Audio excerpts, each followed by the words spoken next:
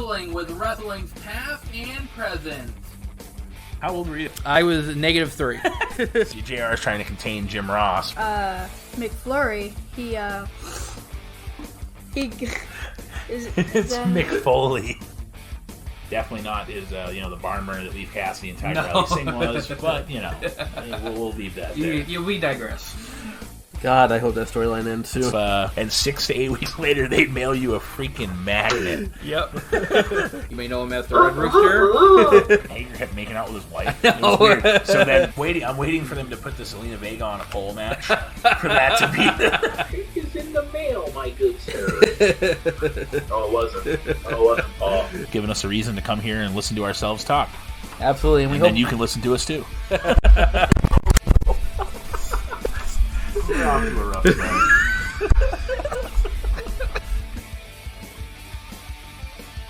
This is Wrestling with Wrestling's Past and Present. I'm Tim Kurt. I'm Roland Pulis. And I'm Mongo.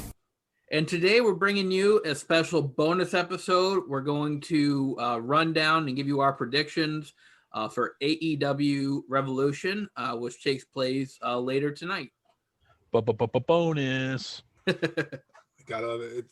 I think it was just too big. We tried to fit it in the episode, but we had too much to talk about, so we figured let's give you a bonus episode, kind of quickly run down the card and go over who we think. And I think probably one of the most anticipated AEW cards in a long time. I totally agree. So we're going to start off with the match that's going to be on the pre-show. It's going to be Rio and Thunder Rosa versus Britt Baker and Rebel in a tag team match. I'm going to go with Rio and Thunder Rosa here. But I think this is going to be a pretty good match, and I think it's a match to try to get people to buy the pay-per-view. Well, and it's on the buy-in, so they're trying to draw people in. There was also rumors that Reba might not be able to compete too. They mentioned that on Wednesday, that if that's the case, that Britt Baker feels she should be able to pick her partner, so that there could be a little bit of a change. Who knows? But I think Britt Baker's really good at that, like, chicken shit heel kind of thing that she does. So, like, it doesn't hurt her to lose this match, and whoever her partner is will just take the pin. Is what I think. So I'm going with Rio and Thunder Rosa as well. I think that's who I'm going with too. I think the feud that Britt Baker and Thunder Rosa had, they had a little blow off match, but it really wasn't amounting to anything. So I think, and Thunder Rosa took the pin earlier, so I think Thunder Rosa gets her a little bit of revenge, and they put on a good showing, so people do buy the show. Tim, you hit it on the head. They call it the buy-in because this is a free match they usually put on YouTube or on BR Live to get you to buy the show and enjoy the show. And then next up is the Casino Tag Team Royale, which is a battle royal for the future AEW World Tag Team title match. So this one's probably a little bit hard to predict. There's going to be a bunch of teams in this one. Yeah, it's awfully hard to really pick who they're going to, catapult up to the number one contenders. I would venture to say it's either going to be, it's tough to narrow it down, but if I had to say, for whatever reason, Dark Order is really hot right now. I feel like they haven't had like a real look at the titles. So, I could see them, a team of, I think they're going to end up having 2 teams in it. So I could see them winning. I think this is a good opportunity for them to give somebody a shot. I agree. This is hard. There's like 15 I was just counting with one mystery team. So who knows who the mystery team is? That could be the winner. That's one thing that's hard about AEW is it's kind of hard to predict, because when you think they're going one way, they go the other. And then when you think you have a storyline nailed down, they change or they switch it. So that's one thing, is what makes it fresh from WWE is they kind of pull you in different directions. So I think with this one, I don't know. I'm thinking maybe it's going to be a newer team. So I think it's, I'm trying to find them on the list here because I totally just spaced on the name. So I apologize. Excuse me. Top Flight, who's a newer team who's had some good matches. I think they're going to get the rub. If they don't, I think maybe Jurassic Express, because they've been kind of pushing Jungle Boy to the moon. But again, this is really hard to predict. Yeah, I think, Tim, I think you should pick one just for giggles. See if you win. Let's go with FTR. There you go. The match choice that they had this past Wednesday with Tully Blanchard coming out of retirement was pretty good for a guy that's in his 60s. So, Next up is a tag team match. You have Miro and Kip Sabian with Penelope Ford against best friends Orange Cassidy and Chuck Taylor. This one, again, I think is another one that's hard to predict because I kind of feel like they haven't done the greatest thing with Miro since his debut. But Orange Cassidy is also red hot here too. So I could see them going either way with this one, but I'm going to go with Miro and Kip Sabian for the win. Did you just say a guy named Orange Cassidy is red hot? That's true. He's orange hot. Yeah, I think at some point Miro has to do something, and I think this is going to further the storyline. I mean, they're waiting for Trent to come back, so I could see Rusev getting a win over Chuck Taylor. I don't see Orange Cassidy taking the pinfall here, but I think that for some reason Rusev and Miro and Kip Sabian are going to win this match. I've been going back and forth in this match because you both hit the nails on the head. It can go either way because they haven't really done a lot with Miro, and yes, Orange Cassidy is red hot, so apparently he's a tangerine because he's more dark orange than. But either way, and it's not truly the best friends because of the injury, but they do have that rivalry. They had some funny storylines. Kip Sabian's kind of helping grow Miro. They're kind of helping establish his character. So I think Miro gets the rub here because I think they need to get him a monster heel run because they need to get him against people like Lance Archer. They need to get him in some of these good feuds, Eddie Kingston kind of matches where he can showcase his style. So I'm going to go with Miro and Kip Sabian on this one too. Next up on our list here is the main event. We'll skip over that for now and do that at the end. So we'll talk about the face of the Revolution ladder match, which is for a AEW TNT championship match in the future. You have Cody Rhodes with Arn Anderson, Scorpio Sky, Penta, Lance Archer, and Max Caster, and some other names to be announced.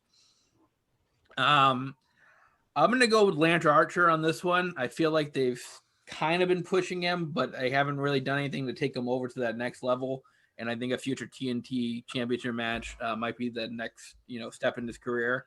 And Jake Roberts, who knows if he's going to get involved or not. There'll probably be some sort of interaction between Arn Anderson and Jake Roberts. So I'm going to go with Lance Archer to win this one. I'm going to pick Scorpio Sky. I think it's time for them to let him. He's kind of branched off from SoCal Uncensored, so I feel like it's time for him to, give him a legitimate look, and maybe he could be the guy that could beat Darby, or they have Darby lose to someone and then he take, I think Scorpio Sky is the perfect mid-card title holder, in my opinion. That's who I went for. Reach for the sky. That's who I wrote down in my predictions too. I was thinking Scorpio Sky. Like you said, he's kind of pushed away from SCU. SCU is also kind of put out there that the next time they lose, they're done as a tag team. So I think they're kind of trying to push because Frankie's still got a little bit left in him. So they're trying to push him, get him ready to get pushed. But Scorpio, they're really pushing. He's got a podcast as well going right now. He's had amazing matches. I mean, even this first introduction to AEW when they had that tag team, tournament where he kicked his shoes off into the crowd and wrestled barefoot, he went so over, and he's ready. And him and Darby for the TNT title would be such a money match. Speaking of money, we have Hangman Adam Page versus Big Money Matt Hardy. Thanks for setting me up. What a segue. It's like we planned this stuff, guys. Sadly, we don't. Like, that's the best part. Like, that was great. Good work. This is a big money match where the winner receives the loser's 2021 first quarter earnings. This one, I'm gonna go with Big Money Matt Hardy here. I think they're pushing him, and I just want to say this real quick. We give Chris Jericho a lot of credit for changing up his gimmicks all the time, but Matt Hardy has been changing up his gimmicks seems like every week now, and he's still relevant. So we got to give Matt Hardy his props. I totally agree with that part. I just don't see them beating Hangman here. I think Hangman is also one of those guys that's red hot. And I think eventually he's going to join the damn Dark Order. I think they're getting, how do you not, they have great chemistry with everybody in the Dark Order has great chemistry with Hangman. So I don't see how, I don't know if he's going to be a full-fledged member like Colt Cabana ended up being converted into, but I think I'm going to go with Hangman Adam Page here. Yeah, it's both solid choices. I also went with Hangman just because I think another one they're pushing is Hangman. You know, he's always kind of been right there. Every match, he's always been right there. And I remember being on the cruise when they won the tag team titles, and I've never, and there was probably only 2,200 people on the deck, never heard people so loud when he went up and he started celebrating before Kenny even stood up. That whole boat was just rocking. So he is super over. His gimmick is great. He's playing this drunk cowboy. Like he changed his gimmick versus the typical Midwest cowboy coming out on a horse. So I like that he's rolling with the punches. And I think Matt is going to do the veteran thing, give him the rub and put him over. And I think that'll help kind of fuel the chicken shit. I know we use this word all the time, heel of Matt Hardy, where he's probably going to go crazy now because he's lost all his money. What's he going to do? Like what storyline? So that's a great thing about EW is there's a lot of hidden storytelling that they kind of plant the seeds for. And I think this sets up a really good segment for both guys. I heard a rumor that a while back Hunter Horse Helmsley actually passed away. So maybe that's why. Maybe that's why he went away from that gimmick. But I'm pretty sure that I read that somewhere that it was true. So that's too bad. Next up is a singles match for the AEW Women's Championship. You have Shida against Ryo Mizuyami. I probably just butchered that name. That was pretty close. I'd say that was good. I think this can be another solid match. The AEW Women's division is really solid, and they put on a lot of good matches. I don't see a title change here, though, so I'm going to go with Shida to retain here. I mean, Shida, for everything she's done, I feel like she's already beaten everybody in AEW, essentially. So if they were going to put the title on somebody, now would be the time. Is it going to be someone from Japan? I don't know. I don't know if this is the time for that challenger, but I think that it needs to be someone from outside AEW to beat her because she's beaten everybody and she proved that she can handle pretty much everybody that's rostered on AEW. This one's probably the toughest one to predict because AEW does some outside the box thinking a lot. So I'm actually going to go with Shida losing here and Ryo Tsunami winning the title in kind of an upset, but also a way to further the division. I feel like they've been working with New Japan for a while, and they kind of need to give the Japan wrestlers a little bit of a rub here. I'm actually shocked to hear you say that. Not in a bad way, but just because that's really good, something I didn't think of, and that's a really good thought. I kind of flip-flopped this one too, but I think Shida's keeping it. But I think this match is going to show she's vulnerable. I think that the purpose of this match is they're bringing someone in who can be a credible threat. Because like Roland said, she's run through the women's division. She's pretty much beat everybody who's there. This is going to show she's vulnerable. And I think it's going to set up a match that I've been wanting to see since the injury, Chris Statlander versus Shida. And I think that when Chris Statlander comes back in a few months, she's going to get the strap because it's going to show she's vulnerable. So I'm booping the screen right now. I'm saying that Shida is going to go over and set up an eventual feud with Chris Statlander. Well, and before she got hurt, she was red hot too. So I could see that happening too. And she's got to be close to getting back. Yeah, it was about double or nothing time she went out. And last year, Revolution, she wrestled and she had the flu and she wrestled like pretty much dead to the world. She posted something on her Instagram how like she could barely move. And so, she's fueled to come back and she's fueled to get that run. And I think that they're going to let Shida keep it just so they can set that run up because that's going to be an amazing match when they do it. Next up is probably the match that a lot of people are looking forward to. It's a street fight between Team Taz, which is Brian Cage and Ricky Starks. They're going to take on Darby Allin and Sting in Sting's return match. This is hard because I can see them spoiling Sting's return here for some reason. I don't know why, but I'm going to go with the predictable answer and go with Darby Allin and Sting here. And hopefully, and I think it's smart that they're doing a street fight because you're not sure exactly what Sting can do right now in the ring. I've also heard rumors that this might be a cinemagic type match, which would be interesting to see. But I'm going to go with Darby Allin and Sting here. You can only have Tony Schiavone yell "It's Sting" every week for like 2 months to figure he has to win here. You can't bury him for every week. Every week he comes out, Tony Schiavone goes, "It's Sting" as loud as he can, and So I totally agree. I feel like Darby and Sting, especially when Darby is the TNT champion, you don't want Sting taking the pin, and then you don't want anybody beating Darby yet, unless you're going to set a feud up, and they've already feuded with these guys like Darby has. So I think kind of breaks off this feud finally. So Team Taz goes elsewhere. So I agree. I think that Sting and Darby are going to go over here. Yeah, I agree. I chose Darby, and I asked a couple of people. Emily chose Darby. My friend Frank chose Darby. Cam chose Darby. I think it's a consensus because, like you said, it's hard for them to lose clean. So unless there's straight up shenanigans, like maybe Will Hobbs gets involved, I don't see many them losing. Especially having Sting lose his first match in AEW, I don't really see that happening. I do think that the street fight's a great environment because, like Tim said, we can kind of see what Sting can do, and maybe they can protect him a little more with a cinematic match. But I think the reason we're also doing it so that way they can get Will Hobbs involved, kind of let him shine a little bit, because last year at Revolution is where he broke on the scene, that Battle Royal. He became a beast of himself. So I think it's going to be Darby Sting. I think it's going to be a hell of a match. I think people are kind of, because of all the other stuff going on with the barbed wire match coming up and everything else, people are kind of forgetting about this match, and I think that's what they want, because this match is going to surprise a lot of people. And you can go either way. Either team can lose in a street fight, and nobody looks terrible either. So I could see it going either way. But yeah, I think that you can't spoil Sting's return to the ring. You have to let him win. Agreed. Next up is a tag team match for the World Tag Team Championships. You have the Young Bucks against the Inner Circle with Chris Jericho and MJF. This is a really cool storyline because you have Chris Jericho and MJF attacking Papa Buck and everything like that. So, but I'm going to go with the Inner Circle here to become the new tag team titles. I don't know if Sammy Guevara is going to get involved in here. That could be a spot where it could be a whole big swerve all along.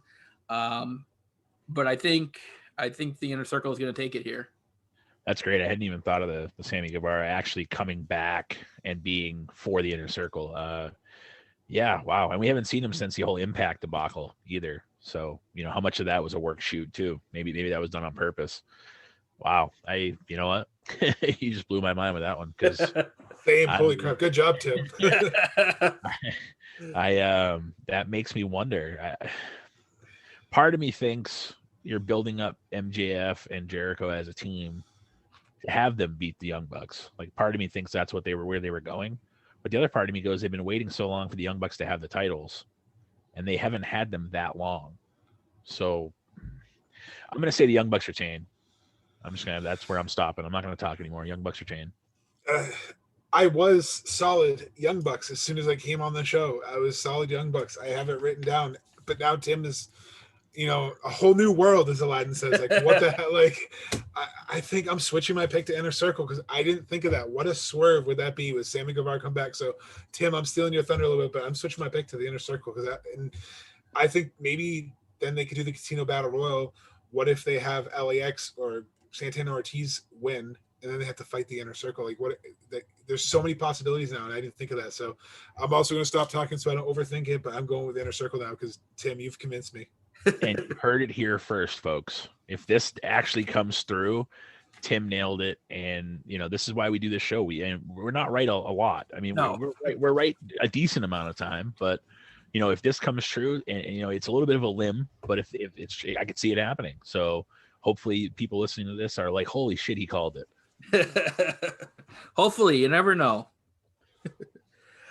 Next up is the main event, the exploding barbed wire death match for the AEW World Championship. You have Kenny Omega with Don Callis against Jon Moxley. I'm really looking forward to this one. This just, when you think of exploding barbed wire death match, you'd think of Cactus Jack for some reason. And Cactus Jack, Terry Funk, baby. Yeah. And I think you have Jon Moxley, I think is perfect for this type of match. I don't see them giving him back the title just yet. I think there might be some sort of shenanigans with Don Callis getting involved. But I'm going to go with Kenny Omega to retain here. Or the Good Brothers. Yep. There's same thing. Unfortunately, I don't see Moxley winning it back here. I as much as I like Moxley as a champion, I think this new version of Kenny Omega, you almost despise him in a good way. Like, you want to see him get his ass beat, but I think they've waited so long for him to have the title that they can't give it away now. So that I also think that he retains. I think so too. I got my Kenny Omega shirt on right now. I think the cleaner, he's going to clean house. He's going to retain. He tweeted out, I don't know if you guys saw today, the rules of this match, and they added something into this that I didn't think they were going to do. So after 30 minutes, whatever explosives haven't detonated will automatically detonate. So not only are they going to wrap, and I look at Roland's face right now like the holy shit look, because that's how I feel. I didn't know if they were going to go 30 minutes, but holy cow, if they're going to put that out there, it must seem like this is going to be a hell of a match. I think so, because they're going to wrap all the ropes in barbed wire. And if you hit the barbed wire, it'll set off explosives around the ring. Outside the ring, 3/4 of the floor is going to have explosives. So essentially, everywhere you go, there's going to be some sort of danger element, which is great. And after 30 minutes, like I said, everything's just going to detonate. So this is going to be a spectacle, and I can't wait, because these are two guys who have both fought, in Japan. These are two guys who both fought and crawled on the independents. So they've done these kind of matches, so they know how to do it. And it's where it's on pay-per-view, there's going to be a lot of color. I think Kenny obviously retains, and I think this is going to be a bang of a match. You mean it's not going to be like an Elimination Chamber where everybody gets bounce off the chains and stuff and nobody bleeds? It's not going to be like that. I got a boo-boo. I totally agree. It's going to be a bloody match, I think, and it's not just going to be people's heads with the barbed wire. There's going to be some bleeding coming from different body parts, backs, arms, leg. I mean, it's going to be a pretty gruesome match. I wouldn't be surprised if both men wrestle in shirts at some point, even start the match in shirts, just to try to be safe, to limit some of their, because I mean, this is going to be a gory match. Yeah. I mean, I already told my kiddo that pretty much he can't watch this. He hasn't really seen a lot of Jon Moxley matches, because this is not something he's ready for. This is going to be ECW stuff, because Tony Khan is such an ECW mark. So this is going to be an ECW style match. So if you're not really a fan of death matches or hardcore matches, this is definitely one you're not going to watch. But if you love, the Terry Funk and Mick Foley barbed wire death match, or some of the Japanese ones this is probably going to be for you. And I think before we wrap it up too, there's a couple of surprises on the card that we haven't really talked about. Yep. Paul White came out and said that there's going to be a Hall of Fame worthy signing with AEW, signing a multi-year contract, and Tony Khan has confirmed it's a male. And then there's also a surprise entry. It's not who you think it is what he also, that was the other hint too. So that makes it even more interesting, because you're like, well, shit, it must be somebody that I'm thinking of. Well, he just said it wasn't. So. And then there's also a surprise entrant to the ladder match. So there's two potential surprises. So I don't know if we want to talk about that real quick to kind of end it. That there's two surprises, and I think we're all going to have different opinions, because right now the internet's exploding with who they think it is. I've heard some ridiculous things like John Cena, The Rock, and Brock Lesnar, which I'm like, really? Squared circle? Really? Yeah. I mean, technically Brock's not under contract. So, I mean, I could see it, but they're going to have to pay him a shitload of money, and he's not going to want to work a schedule. So it's not worth bringing him in to probably upset the locker room. To me, my first thought was Christian in the ladder match, but from rumors that I've heard, Christian signed with the WWE. So if that's the case, it's not him. I've heard Rob Van Dam. I've heard, like Christian, like I said, I don't know. I really don't. It's nice that, it's a surprise. Who knows, really? Yeah, it's tough to predict. I was with you. I thought Christian was the first name that came to mind, but I read the same thing you did, where I thought he signed with WWE. The Rob Van Dam thing is interesting because he has the relationship with Impact, stuff like that. But it's really tough to predict who the big signing's going to be. Well, and that relationship with Impact just ended a couple months ago, so it could be him. I've heard him. I can't. There was one other name I heard. Mongo, have you heard anybody else? There's one other name that I heard. I can't remember who it was off the top of my head. So, yeah, I've heard a couple names. I know for the ladder match, I'm thinking RVD. I think he'll just be there, kind of like to get the crowd going, because it's going to be about 1,500 people. So it's one of the biggest crowds they've ever had since the pandemic. So I think they're going to do that. I think also, not to cut you off, but I could also see Sammy coming back for the ladder match too. True. That was one of the people I was going to name before Tim blew my mind with the Sammy thing. I could see him coming back for the ladder match too. Not to cut you off. I just wanted to get that in there. So I have two predictions, one realistic and one hope. My realistic one, I think it's going to be Bully Ray. I think he's going to be the signing. Because I think that's why they say it's not who you think. And he was Tony Khan was just on Busted Open, and he said to Mark Henry, you'd be personally invested in this. And I know Mark Henry's currently under a Legends deal, so I don't think it's him, but his host is Bully Ray, and Bully Ray is on the Jericho Cruise coming up this year. So that's kind of where I'm getting my information from. And then my hope, and I feel like everyone says it's cliche, but I'm going to say, open your eyes and who do you see? But the cult of personality. I think it's CM Punk. That would be sick. So, yeah, I mean, who knows? There's a lot to look forward to in this pay-per-view, and they've definitely, I think, built it up well. They're going to give you a lot. I think it's going to be well worth the money. It's old school pay-per-view. You got to pay the $50 or whatever it is. It doesn't say it's either 50 or 60. Yeah, It's about 50, but I've never felt cheated when I've bought an AEW pay-per-view. yeah. Well, that's true. Like I remember it was the second one. Tim and I watched it at his house, and I afterwards I was like, wow, was it the one with Cody Rhodes and when he fought? It was Dustin? the first one. It was the Double or Nothing. Yeah. The pay-per-view. Yeah, because like you said afterwards, I was like, wow, that was. And at that point, we still didn't know a lot of these people very well, but still, I was like, wow, that was a hell of a show. Yeah. So we will recap our predictions on our next week's show, see how right or wrong we are. Next week's topic is WCW Uncensored 99. So we'll cover that and this pay-per-view as well. Thanks for tuning in. Hope you enjoyed the special bonus episode. Hopefully you'll be able to watch the AEW pay-per-view. And we will be back with our regular programming next Saturday at 5. Until then, I'm Tim Kurt. I'm Roland Fulis. And I'm Mongo. And this is Wrestling with Wrestling's Past and Present. I hope you're all having a nice day.